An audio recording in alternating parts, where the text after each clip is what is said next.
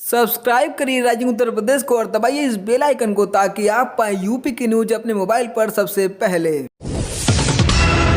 मौसम विभाग की माने तो अगले एक सप्ताह तक प्रदेशवासियों को सर्दी के सितम से राहत मिलने वाली नहीं है। मौसम विभाग की निदेशक जेपी गुप्ता का कहना है कि अगले एक सप्ताह तक प्रदेश में ऐसा ही मौसम रहने के आसार हैं। राज्य के कुछ हिस्सों में शीतलहर का प्रकोप रहेगा।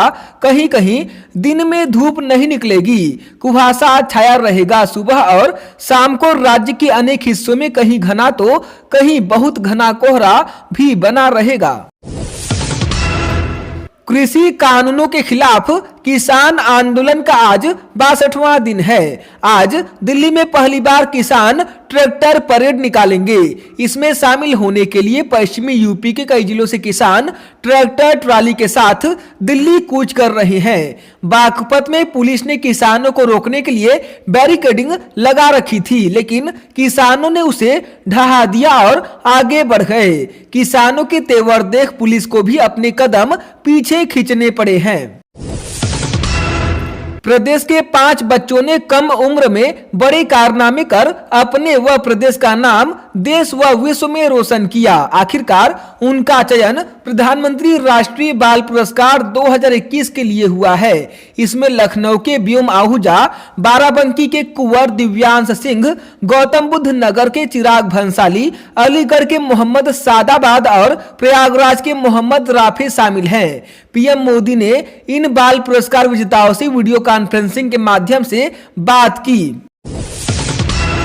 पूर्व केंद्रीय मंत्री व बागपत के भाजपा सांसद डॉक्टर सत्यपाल सिंह ने प्रदेश की कानून व्यवस्था पर बड़ा सवाल खड़ा कर दिया। कलेक्ट्रेट में आयोजित यूपी स्थापना दिवस समारोह में सत्यपाल सिंह ने कहा कि बागपत की कानून व्यवस्था पर हम व्यापारियों को सुरक्षा का भरोसा नहीं दिला सकते हैं। यहाँ पर पढ़ने लिखने वाले बच्चे हाथों में कट्टे लेकर घूमते हैं, इसलिए यहाँ रोजगार नहीं पैदा हो रहे हैं। बता दें कि मुंबई में पुलिस कमिश्नर रहे डॉक्टर सत्यपाल सिंह लगातार दूसरी बार बागपत से सांसद चुने गए हैं। पीएम मोदी के पहले कार्यकाल में वे मंत्री भी थे। गणतंत्र दिवस यानी आज 26 जनवरी को राजधानी लखनऊ के सभी मल्टीप्लेक्स और सिनेमा हॉल में देशभक्ति की फिल्में लगाई जाएंगी व दिखाई जाएंगी। शहर में 13 मल्टी थिएटर हैं। यहां सभी जगह पहले आओ पहले पाओ की तर्ज पर 10 रुपए में दर्शकों को टिकट मिलेगा। जिलाधिकारी अभिषेक प्रकाश ने इस संबंध में सभी मल्टीप्लेक्स को दिशा निर्देश जारी कर दिया है। अमेठी जिले में एक पूर्व प्रधान की गोली मारकर हत्या कर दी गई। रविवार की शाम पूर्व प्रधान शौच के लिए निकला था, लेकिन सुबह गांव के बाहर नहर किनारे शव मिला। मृतक बीजेपी के पूर्व मंडल अध्यक्ष थे और वर्तमान में जिला कार्य समिति में थे। उनकी हत्या के बाद केंद्रीय मंत्री स्मृति ईरानी ने मृतक के बेटे से फोन पर बात की है और कार्रवाई का भरोसा दिया है। कानपुर के बिकरू गांव में बीते 2 जुलाई को रात में गैंगस्टर विकास दुबे व उसके साथियों ने 8 पुलिस कर्मियों की गोली मारकर हत्या कर दी थी। इसके बाद एनकाउंटर में मारे गए। विकास दुबे के भतीजे अमर दुबे की नाबालिग पत्नी को पुलिस ने जेल भेज दिया था। नाबालिग ने अपने एक वकील के माध्यम से इलाहाबाद हाई कोर्ट में जमानत याचिका दाखिल की है, जिस पर हाई कोर्ट ने कानपुर पुलिस से जवाब तलब किया है। मार्च माह में याचिका पर सुनवाई होनी है। प्रतापगढ़ जिले में शिवसत गांव में रविवार की शाम पुलिस टीम पर हमला करने वाला मुख्य आरोपित रामेंद्र सिंह गिरफ्तार हो गया, जबकि अन्य आरोपितों की तलाश जारी है। लेकिन इस बीच रानीगंज से भाजपा विधायक धीरज ओझा और कंधई थाने के प्रभारी अंगद राय के बीच बातचीत का ऑडियो वायरल हो रहा है। यह ऑडियो हमले के पहले का बताया जा रहा है। विधायक ने एसओ को 45 सेकंड में 20 बार गालियां दी है और धमकाया है। विधायक के धमकाने के बाद ही ढाबा संचालक रामेंद्र सिंह का हौसला बढ़ा। पुलिस टीम पहुंची तो उन पर हमलावर हो गया। इस दौरान 2 दरोगा समेत 5 पुलिसकर्मी घायल हुए थे। प्रदेश के स्थापना दिवस के दूसरे दिन मुख्यमंत्री योगी आदित्यनाथ ने वर्चुअली नोएडा में 700 करोड़ रुपए की 80 परियोजनाओं का लोकार्पण व शिलान्यास किया। इस दौरान मुख्यमंत्री ने कहा कि बीते 4 सालों में गौतम बुद्ध नगर तेजी से बदल रहा है। उन्होंने कहा कि विपरीत मौसम के वजह से अपने दौरे के रद्द होने पर मलाल है। बता दें कि खुद सीएम नोएडा जाने वाले थे, लेकिन मौसम सही नहीं होने की वजह से उन्हें वीडियो कॉन्फ्रेंसिंग के माध्यम से कार्यक्रम को संबोधित करना पड़ा।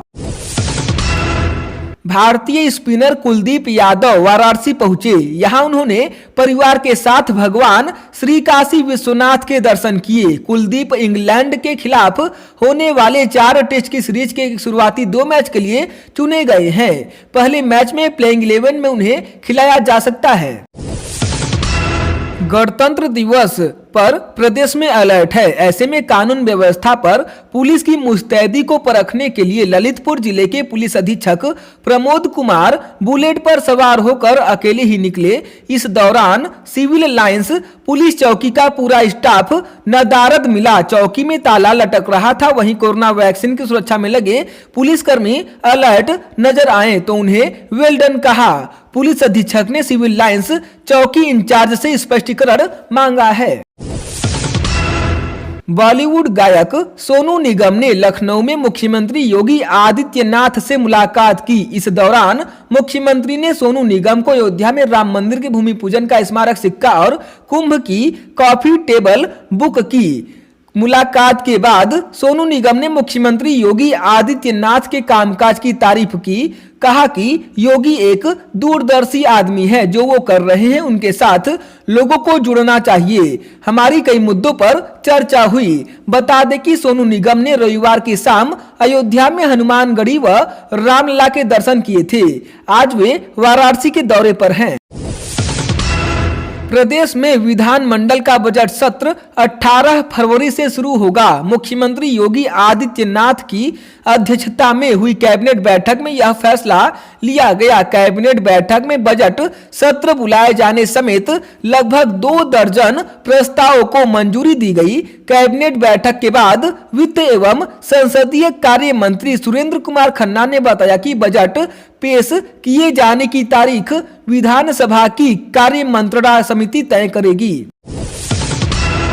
इलाहाबाद हाई कोर्ट की लखनऊ बेंच ने चर्चित पशुधन घोटाला मामले में आरोपित आईपीएस अधिकारी अरविंद सेन यादव की अग्रिम जमानत याचिका खारिज कर दी है। कोर्ट ने कहा कि पूरे मामले को देखने के बाद यह नहीं कहा जा सकता है कि याची के खिलाफ कोई साक्ष्य नहीं है। यह आदेश जस्टिस आलोक माथुर की एकल पीठ ने सेन की ओर से दाखिल याचिका पर पारित किया। अयोध्या में मिली 5 एकड़ भूमि पर धन्नीपुर मस्जिद का निर्माण कार्य का शुभारंभ आज सादे समारोह में तिरंगा फहराकर व पौधारोपण के साथ होगा। किसानों को बेहतर सिंचाई सुविधा उपलब्ध कराने के लिए योगी आदित्यनाथ कैबिनेट ने महत्वपूर्ण फैसला लेते हुए लघु सिंचाई योजना को अब मुख्यमंत्री लघु सिंचाई योजना के संशोधित स्वरूप में लागू करने के प्रस्ताव को मंजूरी दे दी। जल शक्ति मंत्री डॉक्टर महेंद्र सिंह ने बताया कि किसानों को बोरिंग की सुविधा उपलब्ध कराने के साथ ही नलकूपों को सौर ऊर्जा से संचालित कराया जाएगा। समाजवादी पार्टी के राष्ट्रीय अध्यक्ष अखिलेश यादव ने गणतंत्र दिवस महाघोषणा पत्र जारी किया। इसमें उन्होंने कहा कि आज हमारे देश में संविधान, गणतंत्र, लोकतंत्र, आजादी सब खतरे में है। इसलिए इस गणतंत्र दिवस पर सपा नई चुनौतियों का सामना करने के लिए नए विकल्प लेकर एक नई घोषणा करने जा रही है। नई हवा है, नई सपा है, बड़ों का हाथ, युवा का साथ। कानपुर से स्क्रैप लाद कर पंजाब जा रहे ट्रक को कैंटर सवार बदमाशों ने भोगांव क्षेत्र में ओवरटेक कर रोक लिया। इसके बाद असलहों के बल पर चालक को बंधक बनाकर खेत में फेंक दिया और फिर ट्रक लेकर फरार हो गए। योगी सरकार ने राज्य में 250 मेगावाट क्षमता का डेटा सेंटर उद्योग विकसित करने का लक्ष्य तय किया है। इसके लिए 20,000 करोड़ रुपए के निवेश से प्रदेश में निजी क्षेत्र में कम से कम 3 अत्याधुनिक डेटा सेंटर पार्क और 10 डेटा सेंटर इकाइयां स्थापित कराए जाने का लक्ष्य है। इस मकसद से मुख्यमंत्री योगी आदित्यनाथ की अध्यक्षता में हुई कैबिनेट बैठक में प्रदेश डेटा सेंटर नीति 2021 को मंजूरी दे दी गई है। गणतंत्र दिवस की पूर्व संध्या पर कांग्रेस जनों ने वाराणसी में संविधान मार्च निकालकर संवैधानिक मूल्यों एवं उसके बुनियादी सिद्धांतों के प्रति आस्था एवं संकल्प प्रकट करने के साथ ही उनके प्रति जन चेतना और व्यापक जन विश्वास आवाहित किया। मिर्जापुर वेब सीरीज के आरोपितों से पूछताछ करने के लिए देहात कोतवाली पुलिस एक बार फिर मुंबई जाएगी। इसके लिए उच्चाधिकारियों से अनुमति ली जाएगी। इस बार भी उनसे पूछताछ नहीं हुई तो वापस आकर उनको बुलाने के लिए लीगल नोटिस भेजने की कार्रवाई होगी। मुंबई में कारोबारी महिला के घर हुई 71 लाख रुपए की चोरी के मामले में पकड़े गए ओम प्रकाश यादव और देवेंद्र यादव को जांच के बाद थाने से छोड़ दिया गया। हालांकि उनके पास से बरामद 9 लाख रुपए को लेकर मुंबई पुलिस वापस चली गई। बाकी 9 लाख रुपए की जांच इनकम टैक्स से कराए जाने को लेकर पुलिस कार्रवाई कर रही है। मुख्यमंत्री योगी आदित्यनाथ ने कहा कि राज्य के बंटवारे की उनकी कोई योजना नहीं है, क्योंकि वह बंटवारे में नहीं एकजुटता में भरोसा करते हैं। ज्ञात हो कि बहुजन समाज पार्टी की अध्यक्ष मायावती जब प्रदेश की मुख्यमंत्री थी तब वर्ष 2011 में राज्य के 4 हिस्से में बंटवारे संबंधी प्रस्ताव विधानसभा में पारित हुआ था। इस प्रस्ताव के मुताबिक प्रदेश को बुंदेलखंड, पूर्वांचल, अवध प्रदेश और पश्चिम प्रदेश में विभाजित करने की बात कही गई थी। आदित्यनाथ ने कहा कि प्रदेश की जनता को अपने इतिहास पर गर्व है और इस देश में इस राज्य का अपना महत्व है। हम एकजुटता में विश्वास करते हैं, न कि बंटवारे में। पीएम मोदी के प्रस्तावक रहे काशी के डोम राजा जगदीश चौधरी को मरणोपरांत पद्मश्री से सम्मानित किया गया है। डोम राजा का पिछले साल 25 अगस्त को लंबी बीमारी के बाद निधन हो गया था। गणतंत्र दिवस की पूर्व संध्या पर पद्म पुरस्कारों की घोषणा की गई। जापान के पूर्व पीएम शिंजो आबे सहित 7 हस्तियों को पद्म विभूषण सम्मान देने की घोषणा की गई है। वहीं पूर्व केंद्रीय मंत्री रामविलास पासवान और पूर्व लोकसभा स्पीकर सुमित्रा महाजन सहित 10 हस्तियों को पद्म भूषण सम्मान दिया जाएगा। विभिन्न क्षेत्रों में देश की उत्कृष्ट सेवा करने वाले 102 हस्तियों को पद्मश्री दिया जाएगा। कैबिनेट ऊर्जा मंत्री और जिले के प्रभारी श्रीकांत शर्मा ने कहा कि मेरी सरकार में लूट की छूट किसी को भी नहीं है। गलत काम करने वाले और भ्रष्टाचार करने वालों की जगह जेल है। लाइन लॉस कम करने के लिए सरकार प्रतिबद्ध है। प्रदेश भर में ऐसी व्यवस्था बनाई जा रही है जिससे कि 24 घंटे में 24 मिनट भी बिजली नहीं जाएगी। योगी सरकार ने उत्तर प्रदेश सुन्नी सेंट्रल वक्फ बोर्ड के चेयरमैन जुफर फारूकी को उनके पद से हटा दिया है। उनके स्थान पर प्रमुख सचिव अल्पसंख्यक कल्याण बीएल मीना को बोर्ड के प्रशासक नियुक्त किया गया है। प्रदेश सरकार ने यह फैसला हाईकोर्ट के मंगलवार को हुए एक आदेश के बाद लिया। अदालत ने इस मामले में दायर एक जनहित याचिका और रिट पिटीशन की सुनवाई करने के बाद दिए गए अपने फैसले में उत्तर प्रदेश सेंट्रल सुन्नी वक्फ बोर्ड के चेयरमैन व बोर्ड के अन्य सदस्यों का कार्यकाल 20 सितंबर 2020 से 31 मार्च 2021 तक 6 महीने के लिए बढ़ाने के प्रदेश सरकार के फैसले को गैर कानूनी करार दिया था।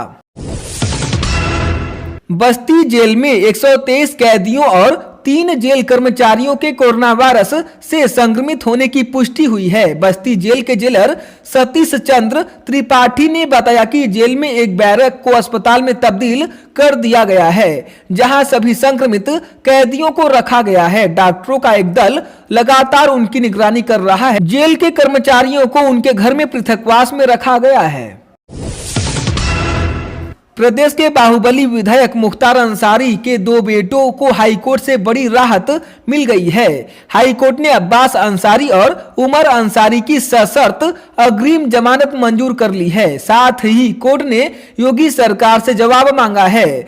यह सशर्त अग्रिम जमानत गाजीपुर जिले के कोतवाली थाने में दर्ज धोखाधड़ी, षड्यंत्र सहित अन्य धाराओं में दर्ज मामले में मिली है। योगी सरकार एक अभियान के तहत मुख्तार अंसारी और उन जैसे बाहुबलियों और माफियाओं के खिलाफ एक्शन ले रही है।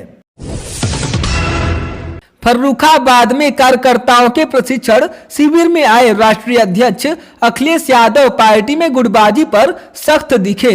मंच से स्पष्ट कहा कि गुटबाजी नहीं, बूथों तक काम करे वरना पार्टी से बाहर कर दिए जाओगे। गुटबाजी करने वाला बड़े से बड़ा नेता सपा में नहीं रह सकता। फर्रुखाबाद और कन्नौज जिलों के कार्यकर्ताओं के प्रशिक्षण शिविर में पहुंचे पूर्व मुख्यमंत्री अखिलेश यादव गुटबाजी पर नाखुश दिखे।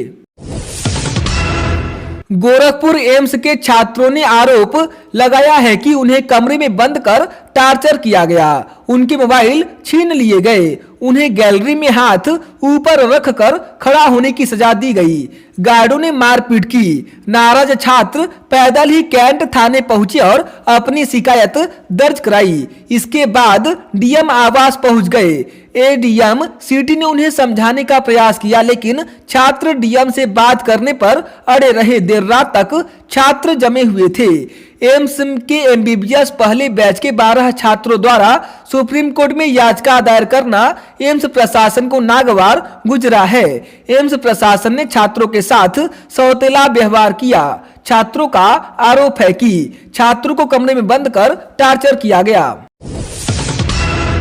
नई आबकारी नीति बनाने के दूसरे दिन प्रदेश के मुख्यमंत्री योगी आदित्यनाथ ने संकेत दिया कि वह राज्य में शराब पर प्रतिबंध लगाने के पक्ष में नहीं है। बहरहाल उन्होंने यह स्पष्ट कर दिया है कि उनकी सरकार प्रदेश के हित में सभी कदम उठाएगी। योगी सरकार की आबकारी नीति पर सियासत गर्मा गई है। आम आदमी पार्टी के प्रदेश प्रभारी राज्यसभा सांसद संजय सिंह ने सरकार पर जोरदार हमला बोलते हुए कहा कि योगी सरकार ने मजाकिया आबकारी नीति बनाई है कि आप घर में शराब पिएंगे या रखेंगे तो आपको लाइसेंस लेना पड़ेगा। सिंह ने कहा कि मैं योगी आदित्यनाथ की सरकार से पूछना चाहता हूं कि आपने कितने विधायक, कितने मंत्री, अधिकारी लाइसेंस लेंगे? पहले इसका शपथ पत्र आप अपने मंत्रिमंडल से दिलवाएंगे, अपने विधायकों और अधिकारियों से दिलाएं कि वो शराब पीते हैं या नहीं पीते हैं।